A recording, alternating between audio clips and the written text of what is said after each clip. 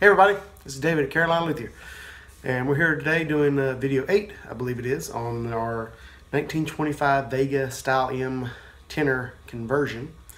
And if you remember from the previous videos, what we have is a 1925 Vega Tubaphone Style M. It's originally a tenor but converted to a 5-string, and the original conversion neck was very poorly done. It did not fit well, the inlays were very crude, just a very poorly made neck. So the customer brought it to me to construct a whole new neck for it. And we have a neck that is better made and is also more suited to his playing style. And we're almost done with this thing. So we have a little bit thicker neck profile than the original, and it's also mahogany, and it's a short scale. This is all to the customer's request. With a little bit simpler design with our inlays.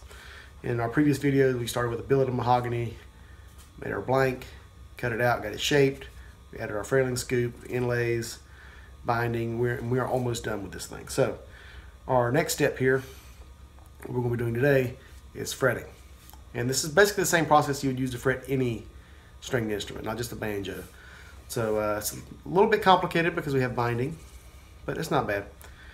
So this is basically the same process I do for a guitar.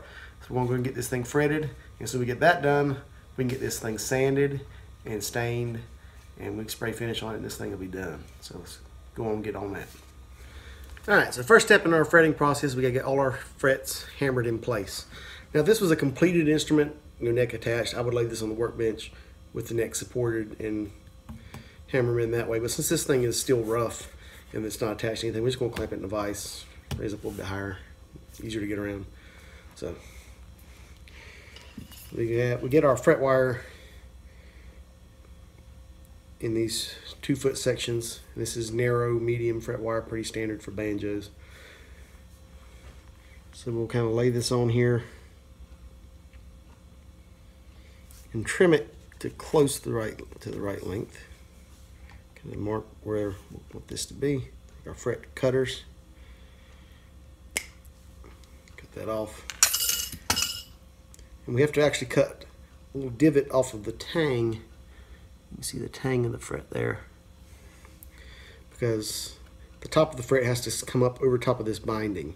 The tang has to be down in the slot. So we have our fret nipper tool specifically for that purpose. Cut each end off.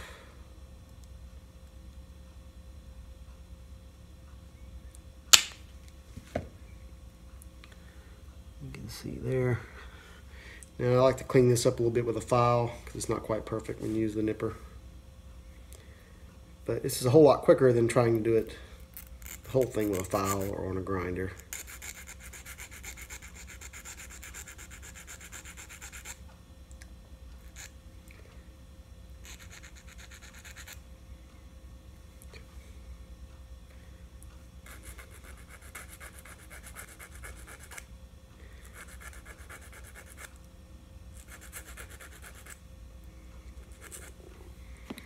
And even though the banjos have a flat fretboard, there is no radius to them, and I didn't cut that quite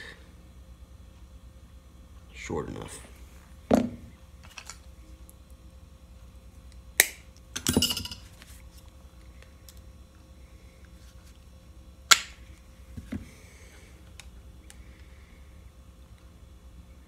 That's more like it.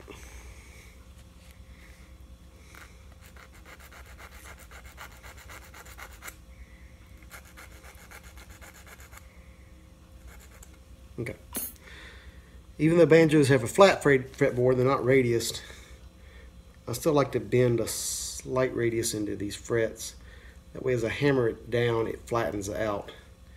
And the barbs on the fret tang will move sideways into the wood, helping it to stay in put.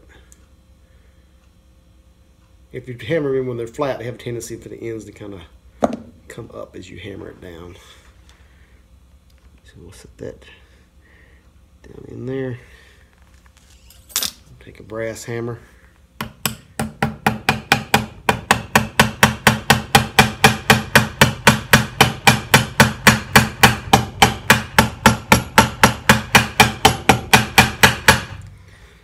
That hammered in there. That looks good to me. Now you have to repeat this process 15, 20 more times. All right, 16 frets later, and we're starting to look like something. We still got a little ways to go because these edges are still very sharp. This will cut you if you try to play it, and they're not level. No matter how good you are at hammering them, the one's going to be a little uneven. So we'll tape all this up to protect the fretboard because this has already been sanded to where I want it. And then we're going to get these frets leveled, and we're going to clean the ends up, polish them, and make them look pretty and feel good. Okay, we got everything masked up, masking tape. We want to take our fret file here and we want to bevel the edges of these frets, get rid of this sharp edge right here. That's the first thing we're going to do.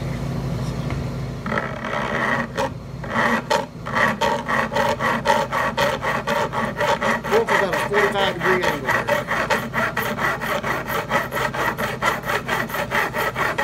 And we'll take this down until we hit the tape. Pretty much down to 90.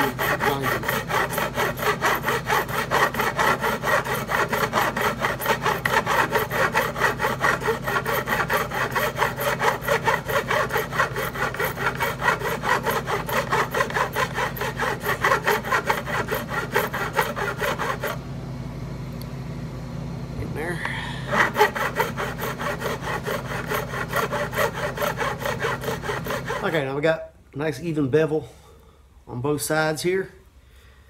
Get rid of those sharp edges. Now we've got to level these. No matter how good you are at hammering these down, they're always going to be a little bit uneven. So what we have to do is we have to go back and level these. So the first thing I got to do, I'm going to take just a Sharpie. I'm going to mark the top of each fret. That way I know where I'm removing material.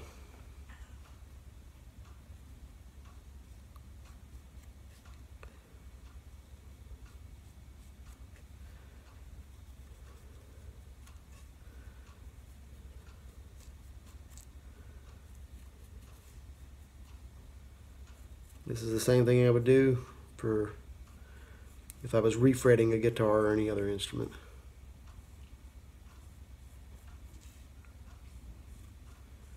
I'm not going to be removing a whole lot of material, just enough that we're level. That's why I'm marking this with a Sharpie. I can see where I'm taking off material, where the file is not hitting yet, and once we're getting contact with the file and across all the frets, we stop. So we won't take out any more. It's absolutely necessary.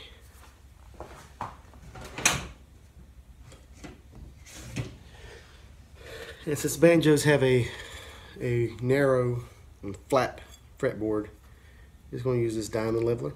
I can get the whole fretboard in one pass, and it usually cuts pretty quick. So.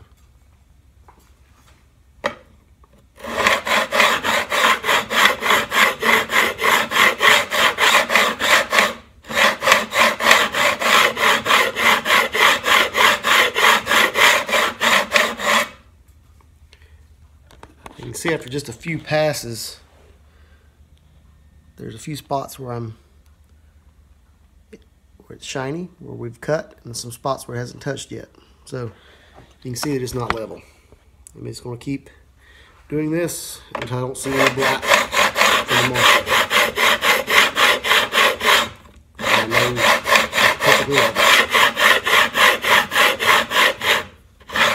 You can see here, we've cut down, we have contact all the way across. And now what we're going to do is we're going to take a Sharpie, mark them all again. We want to crown the frets. So now, since I've leveled them, the tops of these frets are flat. They should be round. These would feel very rough, and it would probably buzz a little bit if you leave them like this.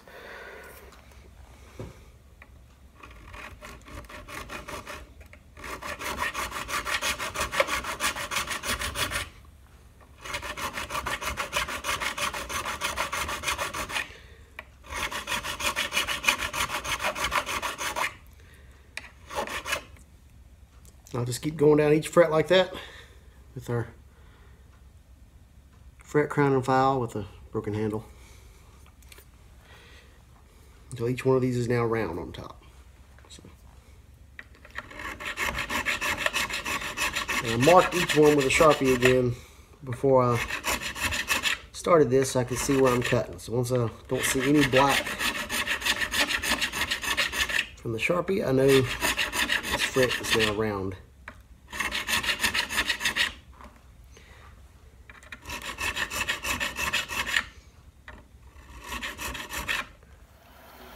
Now we're almost ready to go there. Everything's nice and rounded, they're level.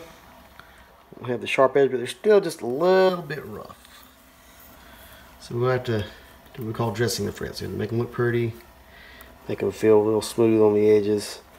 So we want to go down each fret on corners, our tiny little fret dressing file here, and then we want to polish them up.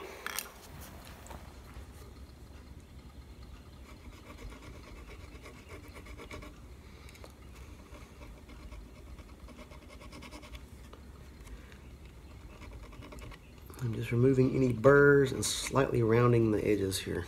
I gotta go through each fret like this. So this will take a while.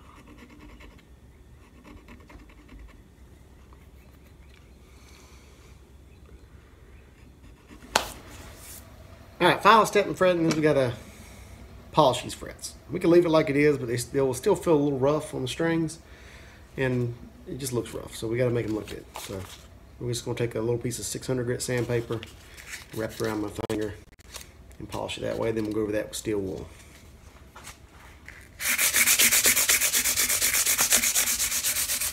This will round the corners a little bit as well. And I like to try to keep the corners sharp, but you don't want it to be too sharp. It's rough on your hands when you're plating. Let this round it off a little bit.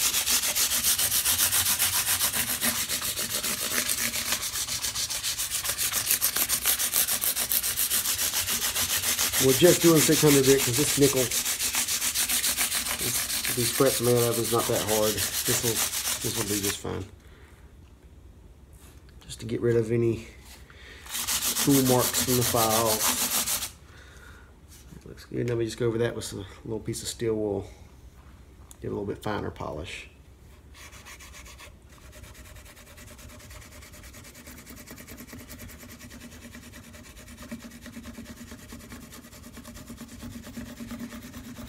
Alright, now we got the tape off. You can see what we've done here. Our frets are in place, leveled and polished. They feel good. You run your hand up and down it, and it don't feel any sharp edges.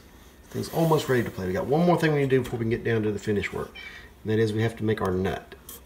Now, traditionally, nuts are made out of usually cow bone, and on really early banjos it'd be wood, usually ebony. It may help her here, but I like to use deer antler. I'm a deer hunter. My dad was a taxidermist for a number of years. I have a lot of it laying around, and I've always had good results with tone. And pretty much every banjo I've ever built, I've used deer antler. And even though this is just the neck, that's what I'm going to be doing. In the case of repairs and restoration, I'll use whatever is correct for that particular instrument. But since this is a custom build anyways, I'm going to go with deer antler. So we're going to take this round piece of antler here. We're going to take this down to a flat rectangular shape that fits in that slot. The disc sander is a lot quicker, but it's kind of dangerous doing this, and I like to keep my fingers, so. Belt sander.